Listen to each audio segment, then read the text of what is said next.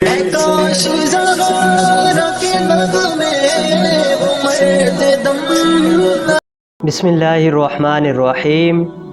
एक भाई ने सवाल किया है कि मस्जिद की दीवारों पर जो है अहादीस और कुरानी आयात लिखना ये कैसा है, और जब बारिश होती है तो पानी जो है नीचे वहाँ उस दीवार से लगकर नीचे ज़मीन पर गिरता है, तो क्या ये बेअदबी होगी या नहीं।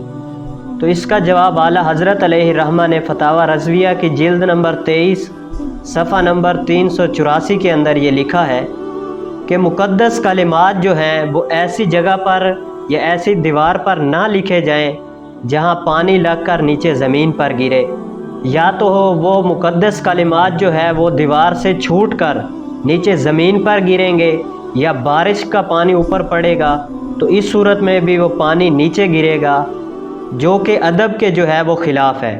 तो आला हज़रत अलैहि रहमा ने फतावा रज़विया के अंदर इसी तरह के सवाल के जवाब में ये तहरीर फरमाते हैं कि दीवारों पर किताबत से जो है उलमाए किराम ने मना फरमाया है सख्ती से, कमा फिल हिंदिया वगैरहा। इससे एतराज़ ही असलम है। अगर जो वो है मुक़द्दस तहरीरात या कुरानी आयात उस दीवार से छूटकर ना भी ज़मीन पर गिरे तो बारिश का पानी तो ज़रूर बेज़रूर उसके ऊपर से लगकर नीचे ज़मीन पर गिरेगा, तो ये सख्त बेअदबी होगी। और इसकी जो है ऊपर लिखते हैं इसकी गर्ज कोई भी नहीं है और मसलहत भी कोई नहीं है इसके अंदर। तो आला हज़रत अलैहि रहमा ने ये फ़रमाया है कि ऐसी चीज़ों से इज्तनाब किया जाए कि जिससे बेअदबी हो।